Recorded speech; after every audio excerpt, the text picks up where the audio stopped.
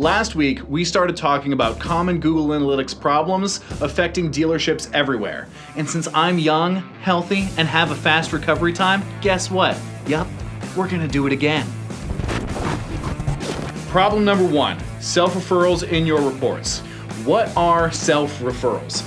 They're what happens when your website's domain shows up on your site as referral traffic. This is usually a result of bad implementation and can really affect your dealership's data when you're looking at a total scope of your online traffic.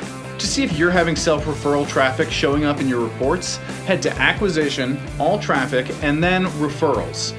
Any entry you see on this report that has your own website's domain is a self-referral and is compromising your traffic. What's the solution? Well, it's debatable.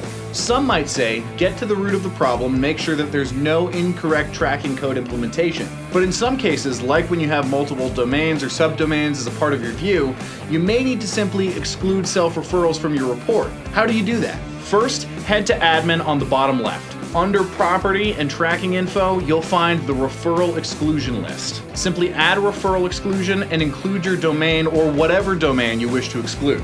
Remember, only mess with these kinds of things in new views that you've created for the purposes of customizing your data.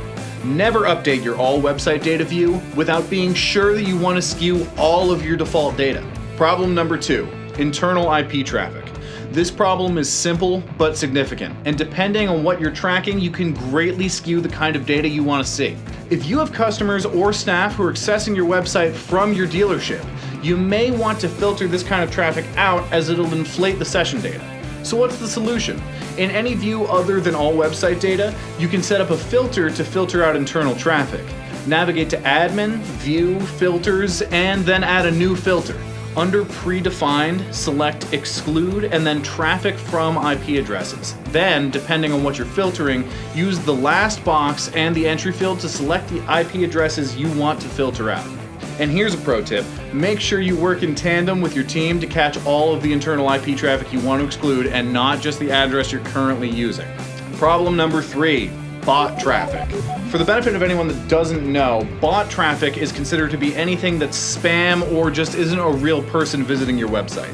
This problem comes in many shapes and sizes, and there's no way we'll cover how to prevent every possible bot from reaching your Google Analytics traffic. But there are a number of steps we can take to try to clean out as many of them as we can.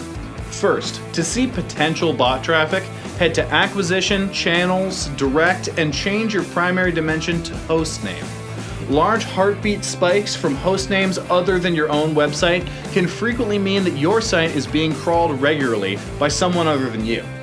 Looking for other direct spikes of this nature is the best way to get a broad view of your data and see potential issues. To make a dent in this solution, we'll ask for help from Google. Head to Admin, View Settings, and under Bot Filtering, click Exclude all hits from known bots and spiders. Google is good at finding and filtering out these bots for you, and as long as this is checked, only the outliers should appear in your traffic. We've still only seen the tip of the iceberg, we've only scratched the surface, and we've only touched the tip. That about wraps us up for this week. So follow us on Facebook and LinkedIn, smash that subscribe button if you're watching us on YouTube, and join us wherever you watch us this Thursday and every Thursday for more digital marketing and SEO insights right here on Just the Tip.